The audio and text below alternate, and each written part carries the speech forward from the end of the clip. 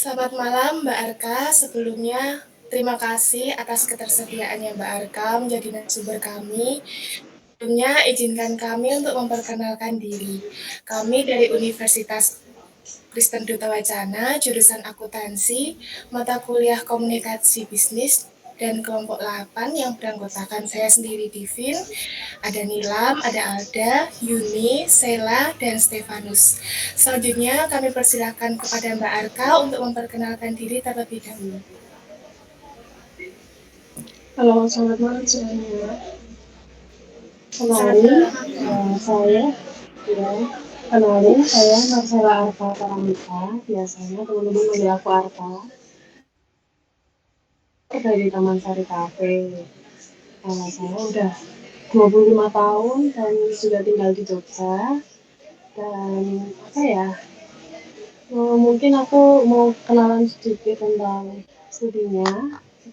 Aku lulusan S1 peternakan, jadi sebenarnya nggak nyambung sama sekali ya sama bisnisnya. Tapi ya dijalanin aja lah ya. Udah gitu aja Mbak Divin. Terima kasih untuk perkenalan dirinya Mbak Arka. Jadi kami Ya, mendapat informasi bahwa Mbak Arka adalah pemilik kafe Taman Sari. Kalau boleh tahu, kenapa Mbak Arka memilih untuk menjalankan bisnis kafe? ya jadi bisnis cafe food and beverage ini adalah bisnis yang menurut saya bisnis yang never ending gitu ya. Semuanya butuh makan, butuh minum, butuh tempat nongkrong ya kan. Termasuk teman-teman juga sekarang nggak cuman kebutuhannya nggak cuma nongkrong nongkrong doang, tapi juga nugas juga butuh refresh dan butuh di tempat-tempat lain, contohnya di kafe gitu sih Mbak Divin.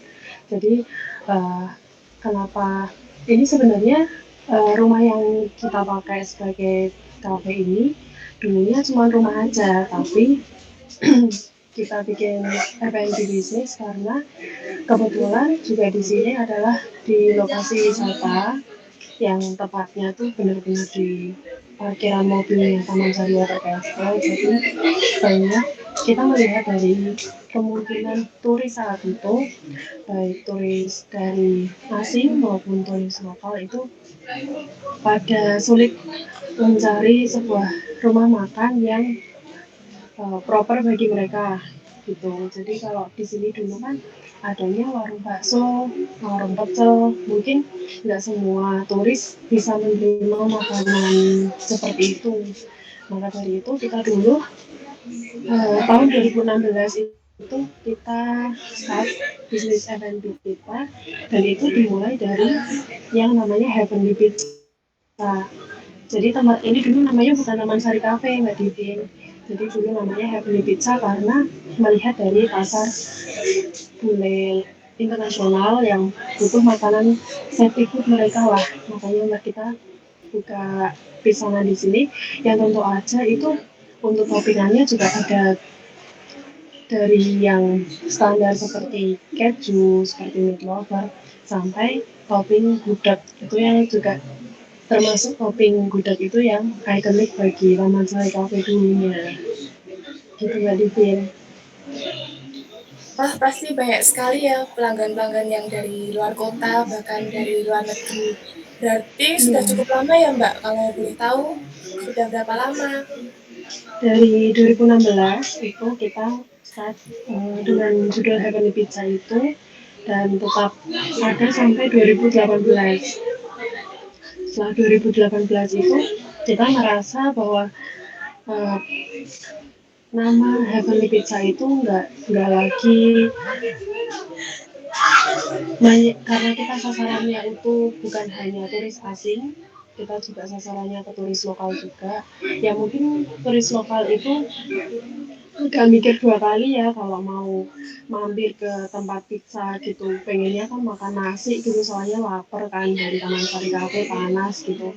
Akhirnya kita rebranding jadi Taman Sari Cafe yang memungkinkan orang lokal juga masuk, karena di dalam Taman Sari Cafe terdapat menu-menu Nusantara, contohnya ayam bakar, nasi goreng saat itu.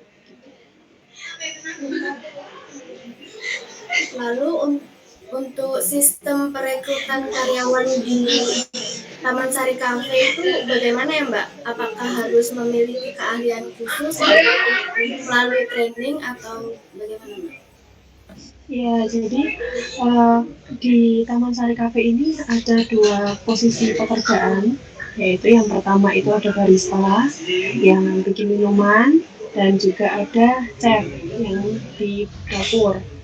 Nah, sistem perekrutan masing-masing posisi itu sama. Jadi di sosial media kita pasti kalau misal ada karyawan yang mau resign itu pasti hamil 1 bulannya itu maksimal ngomong ke manajemen kalau mau resign. Setelah itu kita pasti bikin lowongan pekerjaan, baik itu di sosial media kami, contohnya di Instagram, atau kita lewat media sosial Loker Jogja. Nah itu untuk masing-masing posisi.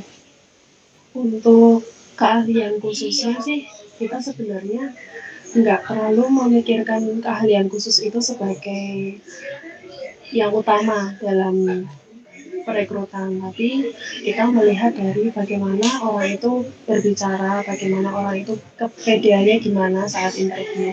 Jadi tahapan pertama itu kita bikin lowongan pekerjaan, terus kan pasti banyak ada CV-CV yang masuk di emailnya Taman Sari, nah itu pasti ada proses seleksinya. Kan pasti kelihatan orang yang lihat banget bekerja atau cuma iseng, bahkan uh, susunan email dalam melamar kerja itu juga kita perhatikan. Kan banyak orang yang lupa bikin subjek email, itu juga ada, atau body emailnya juga nggak ada, cuma ngirim attachment lampiran CV doang. Nah itu kita seleksi dari situ. Ada beberapa kandidat, lalu kita bikin interview, dan sementara ini interview dilakukan secara offline karena saat ini kebetulan di masa pandemi ini kita tetap menjaga proses perekrutan itu juga terjaga seperti sesuai dengan protokol. Jadi kenapa kita nggak melakukan seleksi secara offline, karena kita tetap maksudnya online, karena kita beneran pengen ketemu orangnya secara langsung buat ngajakin ngobrol gimana gestur tubuhnya dalam berbicara dan lain sebagainya. Habis itu kalau udah keterima dari beberapa kandidat, kita seleksi ulang lewat tahapan selanjutnya. Jadi kita jelasin lebih detail lagi tentang pekerjaan mereka dan salary-nya dan berbagai hal yang lain. Lalu kalau kita cocok itu ada masa training 3 bulan, dan di dalam 3 bulan itu per 1 bulan itu pasti kita adakan evaluasi. Itu nggak cuma untuk karyawan yang training, tapi juga untuk karyawan lama juga pasti ada evaluasinya. Gitu Mbak Alda. Baik Mbak, lalu tadi yang saya garis bawahi ya Mbak, berarti untuk recruiter itu yang dipentingkan adalah bagaimana seorang itu berkomunikasi. Nah, kalau Mbak Arka sendiri nih, dalam dunia bisnis ini seberapa penting sih Mbak komunikasi itu berperan, apalagi di bisnis kafe yang Mbak Arka jalani ini? Ya, menurut aku komunikasi itu penting banget ya Mbak Nilam. Itu sangat penting banget karena di bisnis F&B ini meskipun kita bikin resep yang seenak apapun, minuman yang seenak apapun, tempat yang sekece apapun, kalau dalam SDM-nya itu komunikasinya nggak berjalan dengan baik, itu bakalan ngurangin semua halnya. Jadi untuk bisnis F&B itu kita nggak cuma jual produk, tapi kita juga jual jasa.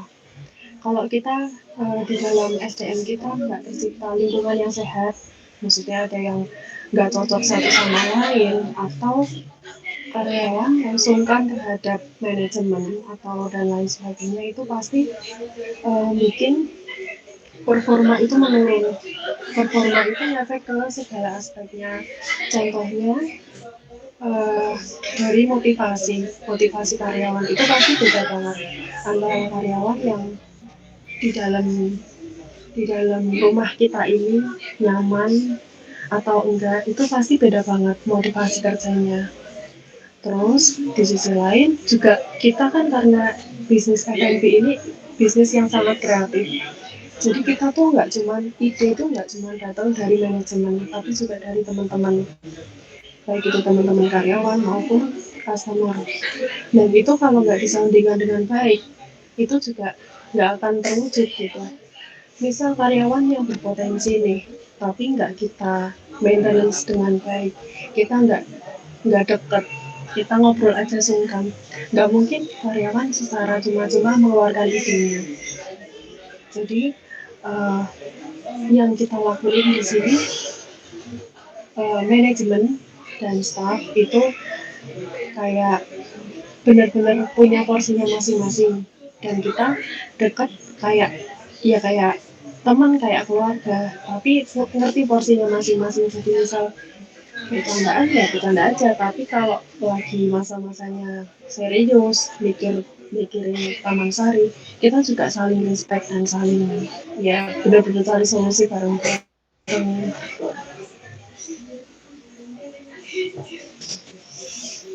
Baik Mbak, masih membahas mengenai peran penting komunikasi. Komunikasi persuasif atau pendekatan juga merupakan salah satu peran komunikasi yang penting, terlebih diperuntukkan bagi pemilik kafe dengan karyawan-karyawannya. Menurut Mbak Arka, bagaimana cara Mbak Arka sebagai pemilik kafe untuk melakukan komunikasi persuasif atau pendekatan kepada karyawan sehingga dapat terjalin hubungan yang baik antara pemilik kafe dan seluruh karyawan? Oke Mbak Divin, jadi uh, selama teman kita bekerja sama teman-teman,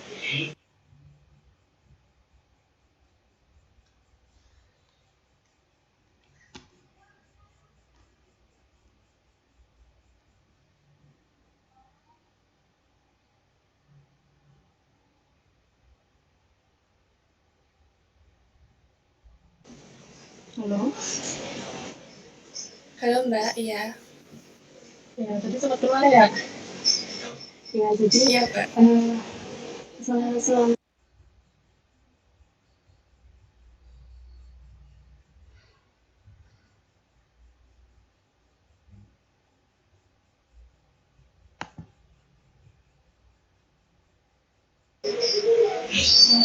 halo Iya Mbak. ya jadi uh,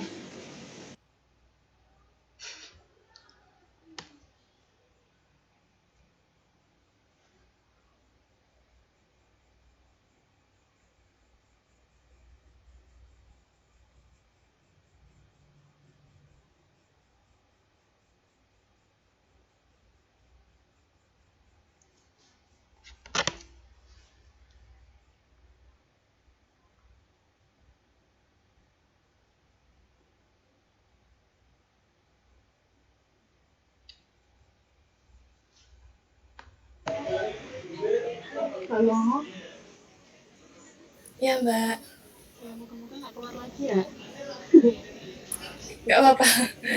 Ya jadi di sini tuh untuk persuasif itu semuanya tuh nggak bisa dengan treatment yang sama. Jadi kita ngelihat nih si A itu bisanya di treatment kayak gimana, si B kayak gimana, itu pasti berbeda-beda dari semua orang tuh mesti punya tipe masing-masing. Ada yang dia mau dikasih saran secara grup. Misal nih dalam satu bulan kita ada evaluasi bareng.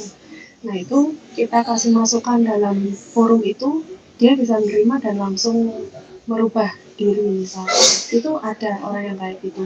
Tapi ada juga orang yang kalau kita ngomong secara forum itu orangnya langsung tersinggung, itu juga ada. Ada yang orangnya itu diomongin kayak gimana macamnya susah banget, tapi kalau diomongin dua mata dan kita ngomongnya dengan perumpamaan, itu dia lebih masuk. Gitu juga ada. Jadi treatmentnya orang-orang itu beda-beda, tergantung sifatnya dia kayak gimana. Selain itu kalau misal kita udah nentuin tipe orangnya kayak gimana, caranya pendekatan kayak gimana, itu juga sekalian kita kasih motivasi ke dia. Pasti kalau kita kasih motivasi, dia pasti akan memberikan hal lain juga. Jadi give and take lah ya. Jadi kalau kita ngobrol berdua atau ngobrol berempat atau ngobrol secara forum, dia ternyata lebih nyaman, pasti dia akan eh, memberikan sesuatu yang lebih di saat dia merasa nyaman, pasti gitu. Dan itu eh, ngamatin itu tuh juga nggak gampang, butuh waktu yang lama. Dan kebetulan untuk tempo yang sekarang kita lakuin sepertinya udah cocok buat teman-teman yang bekerja di sini.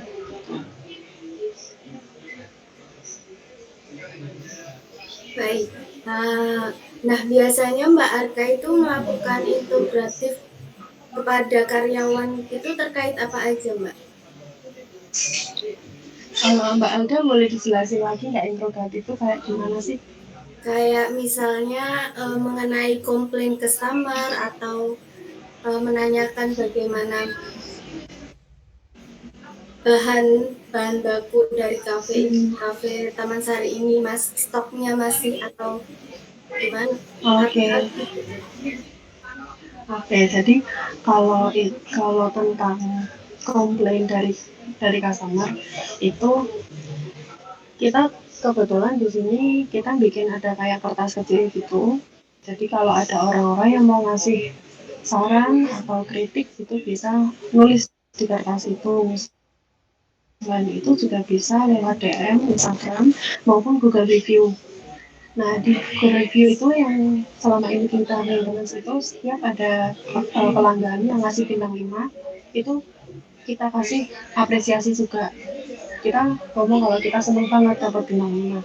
Tapi kalau ada orang yang ngasih bintang 3 atau bahkan lebih dari itu, pasti kita kasih cantumin nomor WhatsApp untuk bisa ngobrol lagi. Karena kan untuk Google Review itu kan hanya satu arah ya. Jadi orang yang ngasih review kita cuma bisa balas dan cuma sampai situ doang.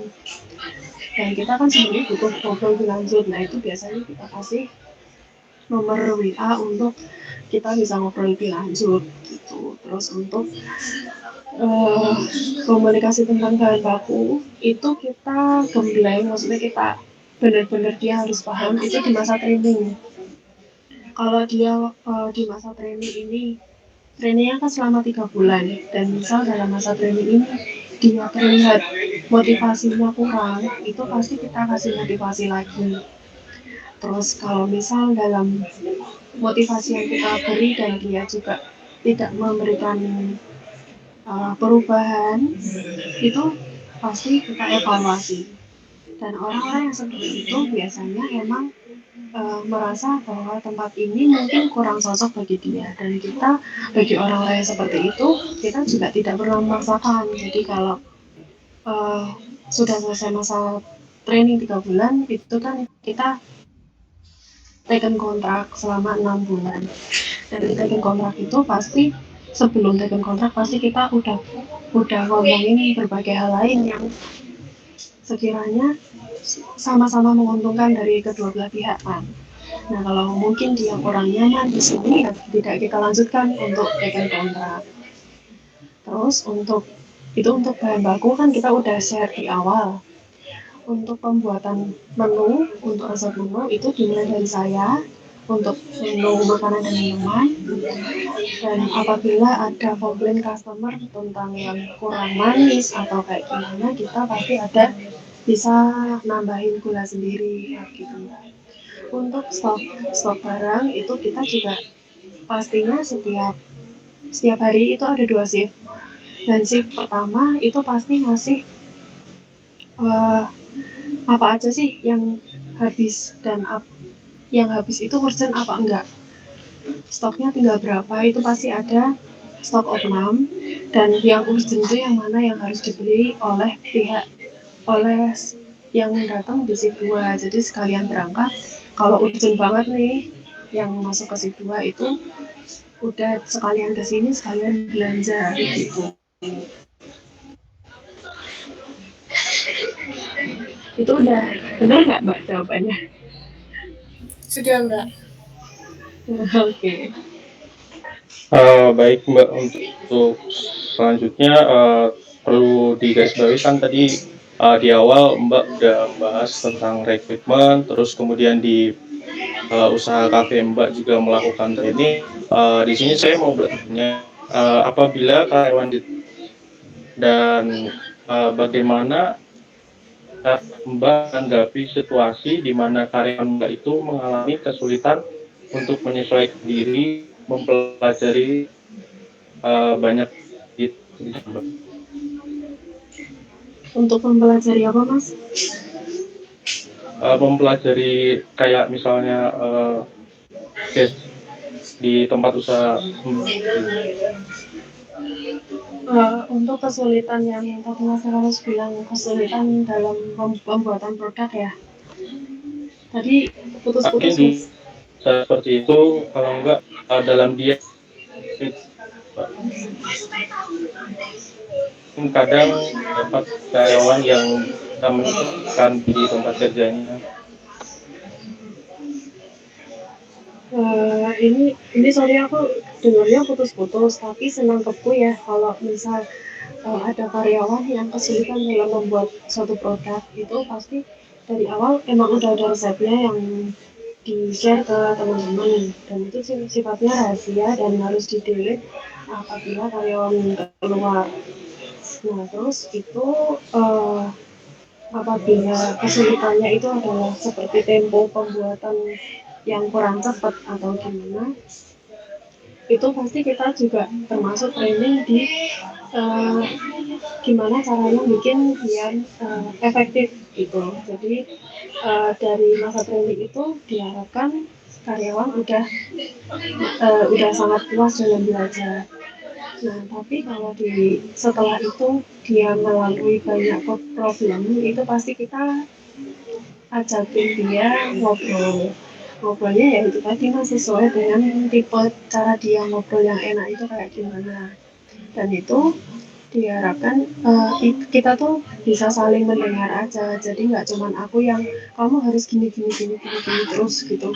Aku nggak pengen banyak menuntut, tapi apa juga yang dia rasain gitu. Jadi biar kita berdua itu saling nemu win-win solution buat kita berdua gitu Mas Terus. Apakah udah menjawab belum ya?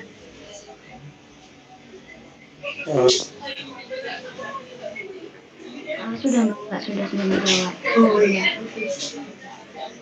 Mbak, terkait iya Mbak ya kesulitan-kesulitan yang sudah dijelaskan Mbak tadi. Kalau misalnya Mbak bertemu dengan situasi di mana karyawan itu mengalami kesakitan dengan Mbak sebagai bos.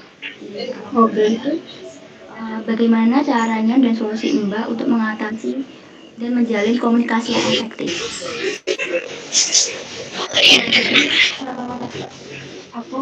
Aku udah ceritain tadi di sini itu kita tuh kayak teman.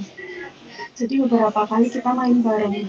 Jadi untuk bikin suatu bisnis F&B ini kita ditulis untuk terus kreatif. Nah kreatifnya tuh kayak apa?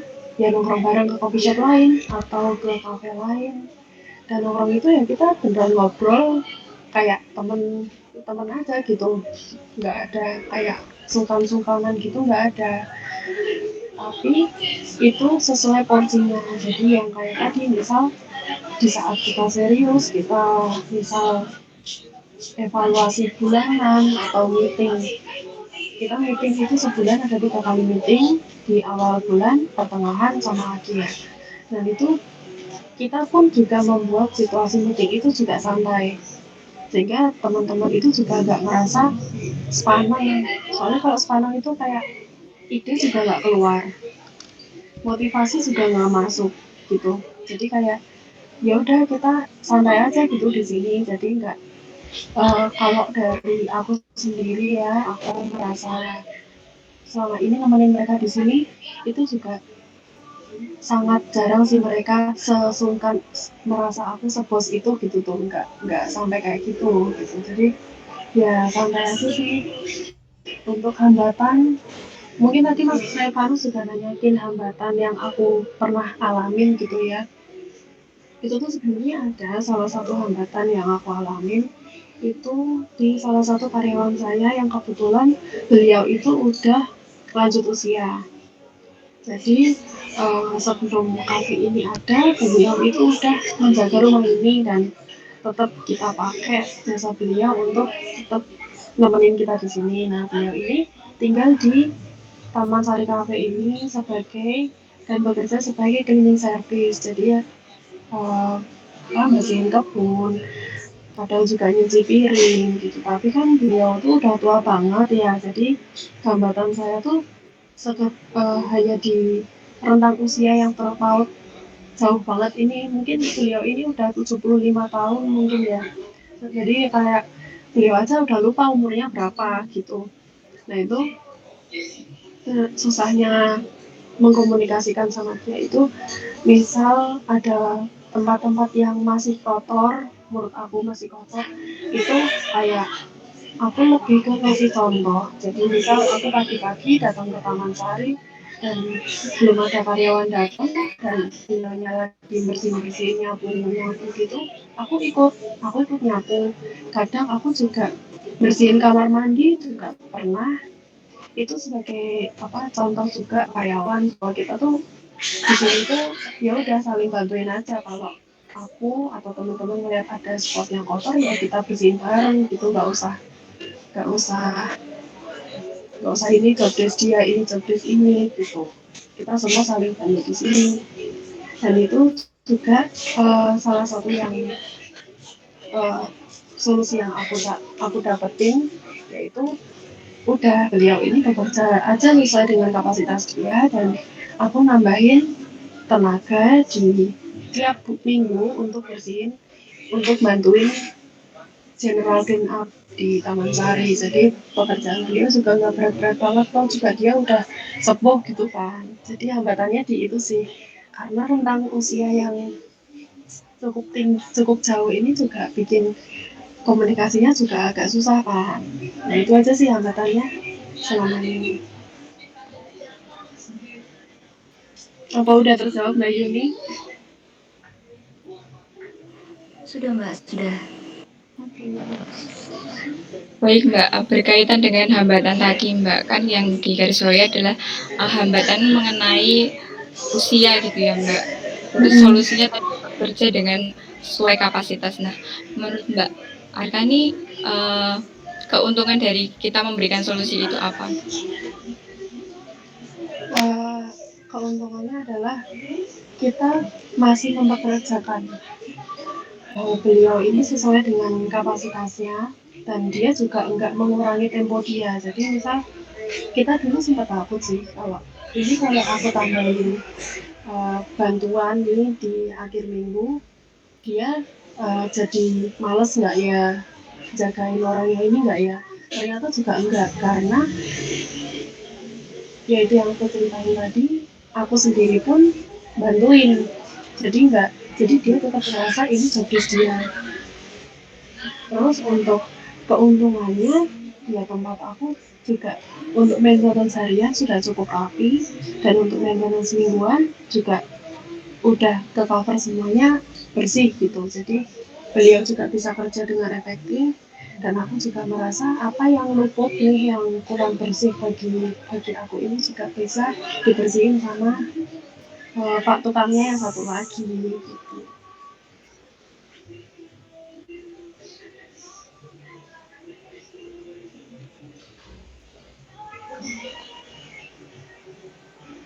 Baik, untuk pertanyaan selanjutnya, apa langkah yang diambil oleh pihak kafe ketika terdapat protes karena adanya kerumunan di saat PPKM dari masyarakat sekitar?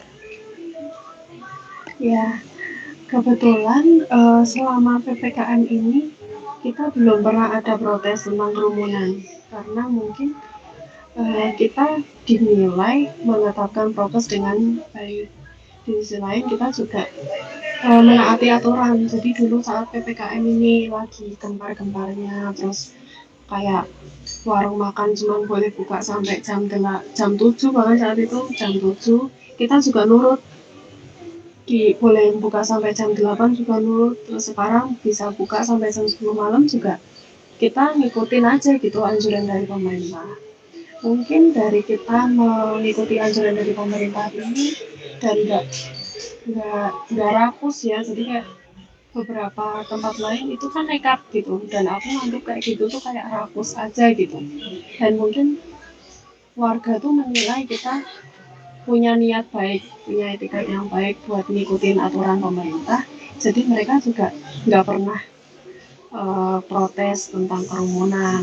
Toh juga kita kita kan kebetulan outdoor cafe juga mungkin, dan itu dinilai lebih lebih aman juga di masa seperti ini gitu, dan jarak antar mejanya juga juga lumayan untuk space apa untuk jaga jarak gitu. Terus juga selama PPKM ini kita cukup ngerem acara-acara event-event kita di sini. Jadi ya itu sebenarnya termasuk kerugian juga sih.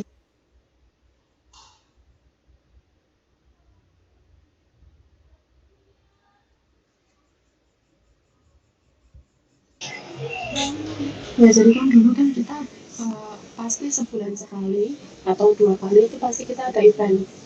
Dan di saat PPKM ini kita sama sekali nggak ada event. Dan itu sebenarnya cukup cukup gimana ya, bikin kita kehilangan tempo aja sebenarnya. Kayak biasanya rame jadi mungkin agak sedikit sepi, tapi bagi aku kita udah bisa jalan seperti ini aja udah bagus banget gitu. Kita tetap menghargain.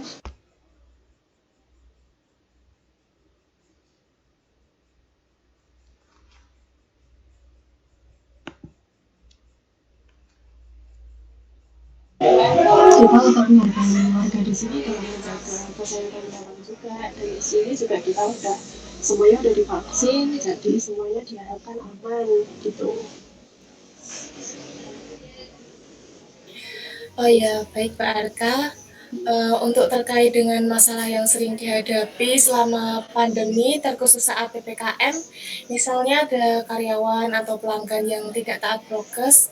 Nah, kalau dari Mbak Arka sendiri, bagaimana cara Mbak Arka untuk dapat menyampaikan himbauan yang efektif dan efisien kepada karyawan atau pelanggan yang tidak taat prokes tersebut? Ya tentunya kita istilahnya kayak orang masuk nih nggak langsung cuci tangan, itu kita biasanya langsung sediain hand sanitizer, dan itu kita kasih kasih langsung gitu, nggak nunggu dia yang minta sendiri gitu, enggak. Tapi kebanyakan orang saat ini kayaknya sih udah mulai habitnya udah berubah ya. Jadi yang dulu mungkin males cuci tangan, sekarang kita lihat sih orang tanpa disuruh juga udah cuci tangan sendiri. Itu jadi dari untuk uh, kita untuk preventif orang-orang yang nggak jaga jarak dan sebagainya, kita kasih uh, tanda untuk meja dan kursi tersebut nggak bisa dipakai. Dulu sih sempet ya kita kecolongan kayak orang tuh geret kursi untuk bisa duduk. Nah itu kita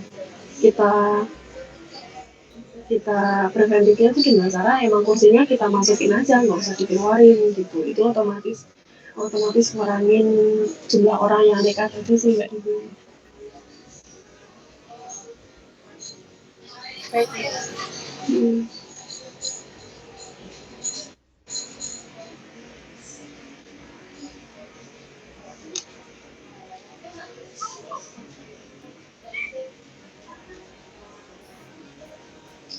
untuk terakhir, bagaimana cara perubahan strategi dalam bisnis Mbak Arka agar tetap bisa survive dan eksis dalam persaingan di tengah pandemi saat ini?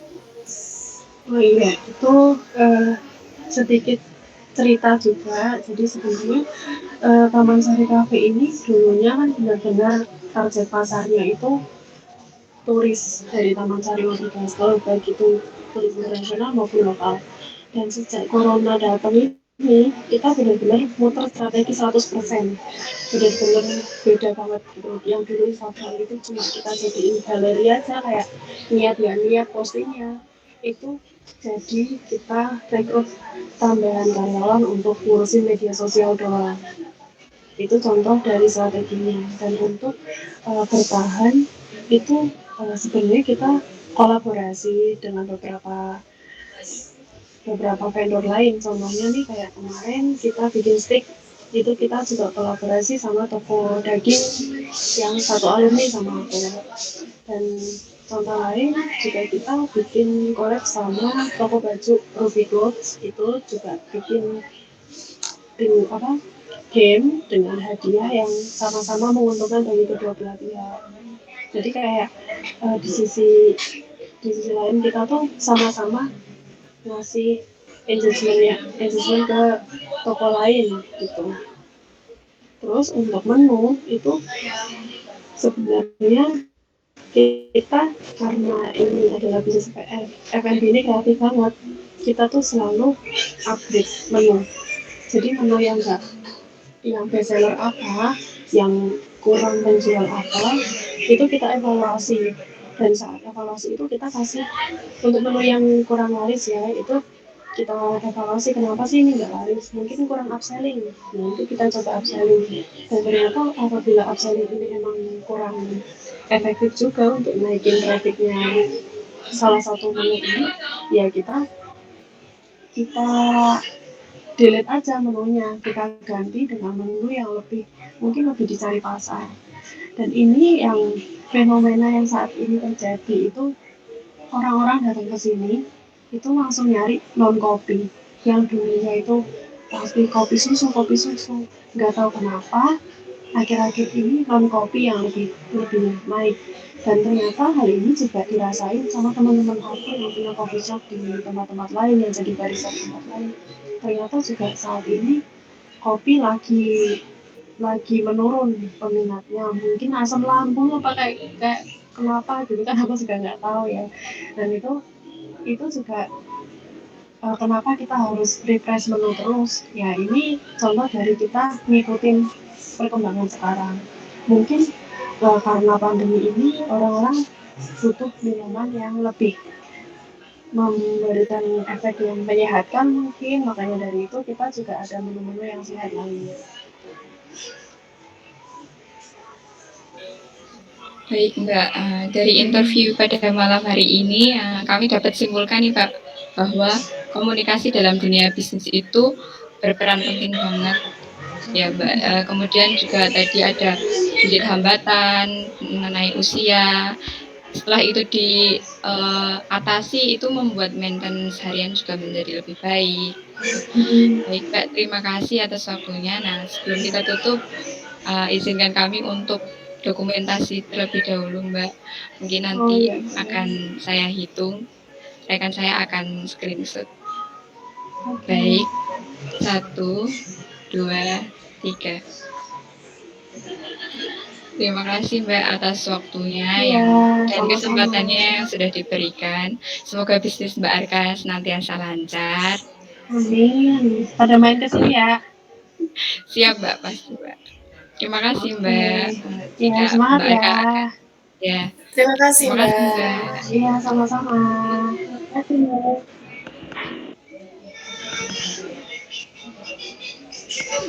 Izin ya.